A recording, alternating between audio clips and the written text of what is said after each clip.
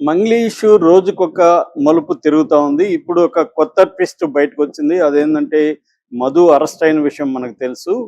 Madhu Rathod alias Ramavath Madhu. ఇతనే main culprit. ఇతనే దాదాపు 200-300 కోట్లు కలెక్ట్ చేసి గోకుల్ నందన్ ఇన్ఫ్రా అనే కంపెనీలోను మిగతా ట్రేడింగ్‌లోను ఇలాంటి సిమెంట్ ఫ్యాక్టరీలో ఇలాగంతా పెట్టుబడులు పెట్టించి ఆ తర్వాత అతను అబ్స్కాండ్ అయిపోయాడు. దాని తర్వాత బాధితులంతా ఒకటైనప్పుడు అతను గతంలో మంగ్లీ పేరు చెప్పాడు. మంగ్లీ తమ్ముడితో తిరిగాడు. తర్వాత మంగ్లీతో ఫోటోలు దిగాడు. తర్వాత మంగ్లీ చిన్న చెల్లెల్ని పెళ్లి చేసుకోబోతున్నానని వీళ్ళందరికీ చెప్పాడు. మంగ్లీ ఫ్లాట్‌కి కూడా చాలా సార్లు తీసుకెళ్ళాడు.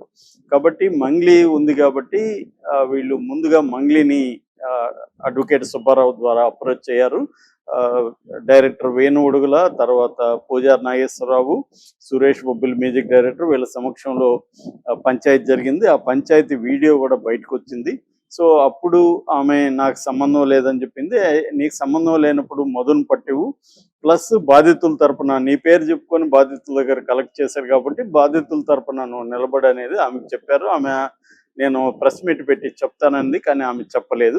దాంతో వేణు ఒడుగులు కానీ పూజారి కానీ మళ్ళీ పంచాయతీలకి రాలేదు.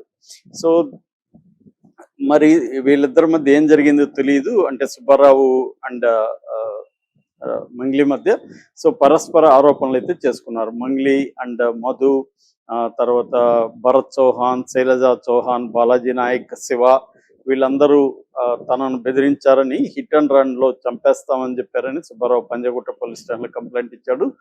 దానికి ప్రతీకారంగా ఈ అమ్మాయి కూడా సజ్జనాన్ని కలవడం, తర్వాత డీజీపీని కలవడం, సుబ్బారావు మీద ఈ బాధితుల తరపున ఉంటున్న హేమకాంత్ రెడ్డి అతను కూడా 25 లక్షలు దీంట్లో పెట్టానని చెప్తున్నాడు. అలాగే అతన్ని నమ్మి కొంతమంది పెట్టారు. ఇదంతా కూడా మార్కెటింగ్ సంస్థలు, వెస్టేజ్ అనే ఒక మార్కెటింగ్ సంస్థలో వీళ్ళందరూ పనిచేస్తున్నారు. మధు కూడా పనిచేస్తున్నాడు.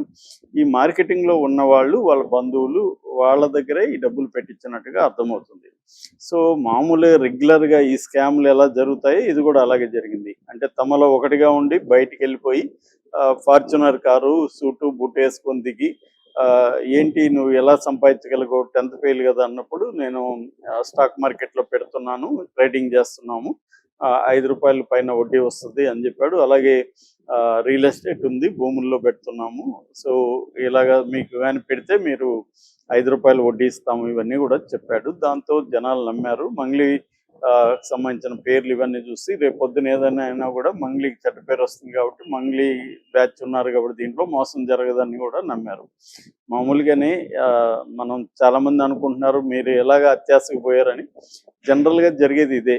మనకు తెలుసు జేడి లక్ష్మీనారాయణ లాంటి సిబిఐ మాజీ డైరెక్టర్ భార్యనే ఈ ట్రాప్లో పడిందంటే సాధారణమైన రైతులు, రైతు కూలీలు, లేకపోతే మార్కెటింగ్ పనిచేసే చిన్న ఎంప్లాయీస్ ఈ ట్రాప్లో పడడం పెద్ద ఆశ్చర్యం కాదు.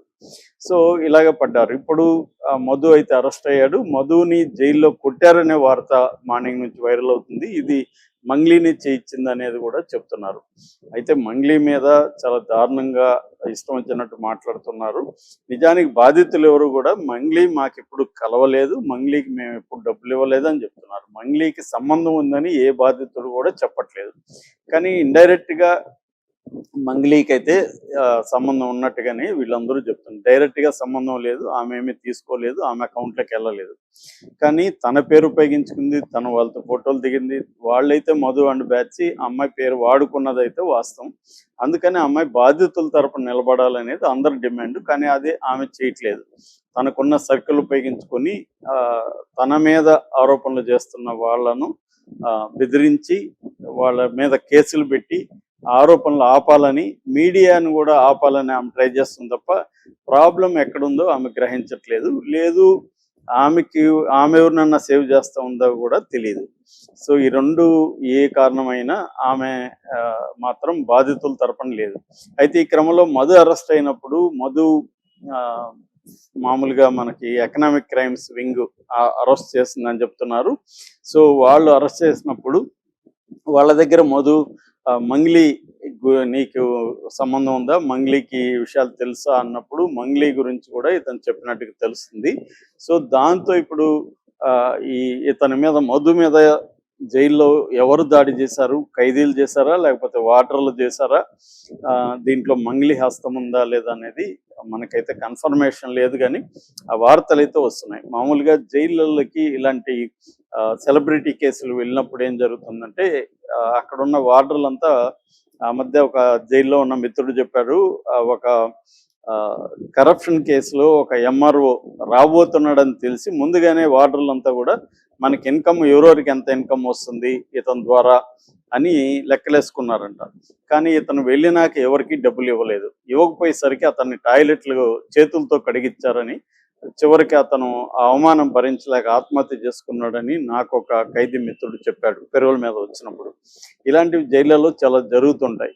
అంటే ఇటువంటి ఒక సెలబ్రిటీ, ఎందుకంటే ఇప్పుడు మధు అనే వ్యక్తి దాదాపు 100 నుంచి 300 కోట్లు, కరెక్ట్గా ఎవరికి ఫిగర్ తెలీదు. సో మొత్తానికి 100 కోట్ల పైన అయితే కలెక్ట్ చేశాడు.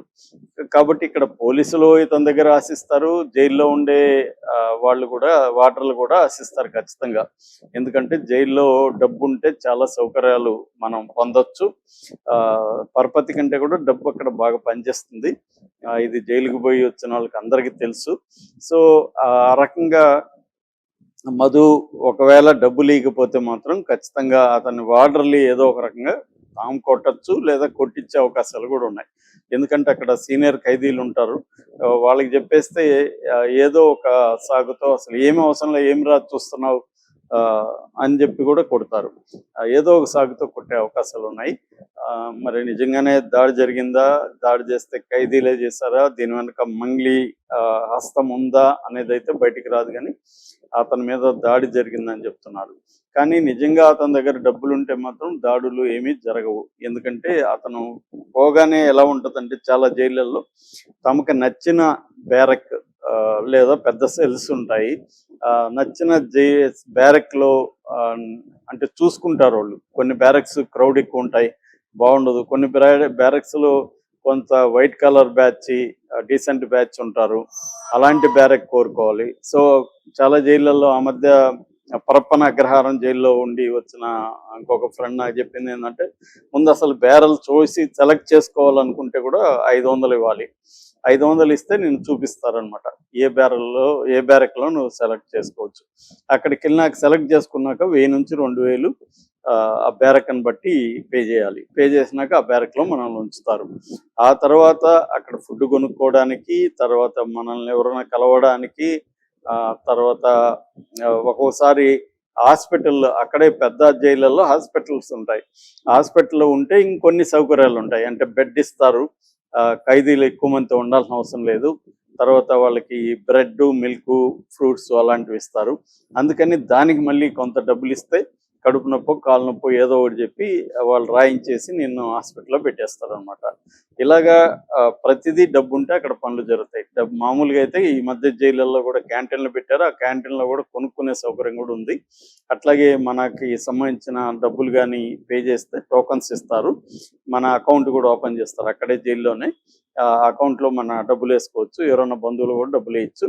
ఆ డబ్బుల్ని ఖర్చు పెట్టుకోవచ్చు అనమాట. అక్కడ ఒక్కొక్కసారి ఇల్లీగల్ ట్రేడింగ్ జరుగుతుంటుంది. అంటే ఇడ్లీ, దోశ ఇలాంటివి అమ్ముతుంటారు. ఆ మధ్య పరపన అగ్రహారంలో ఇడ్లీ 100 రూపాయలు, దోశ 200 రూపాయలు, ఇలాగా అక్కడే బ్యారక్స్లోనే కూడా అమ్ముతున్నారు అనేది ఫ్రెండ్ చెప్పాడు.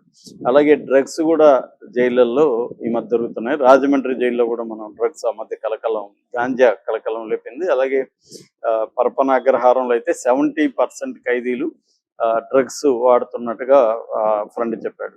సో ఇలాగా ఈ ఈ క్రైమ్ అనేది మామూలుగా అయితే జైళ్ళు ఎందుకు ఉంటాయంటే కాన్సెప్ట్ ఏంటంటే సంస్కరణ. ఒక నేరం చేసిన ఖైదీ జైలుకి వెళ్ళి సంస్కరించబడి బయటికి రావాలనేది కాన్సెప్ట్. కానీ మన జైల్లో మరింత క్రైమ్లోకి వెళ్ళి మరింత క్రైమ్ నేర్చుకుని, అంటే ఒక క్రైమ్లో ఇంటర్మీడియట్ చదివి జైలుకి వెళ్తే డిగ్రీ చదివి బయటకు వచ్చినట్టుగా అనమాట. రెండోది సర్కిల్ కూడా ఫామ్ అవుతుంది. అలాగే చాలా మంది జైళ్ళలో నుంచే మరింత క్రిమినల్స్గా తయారై వచ్చారు.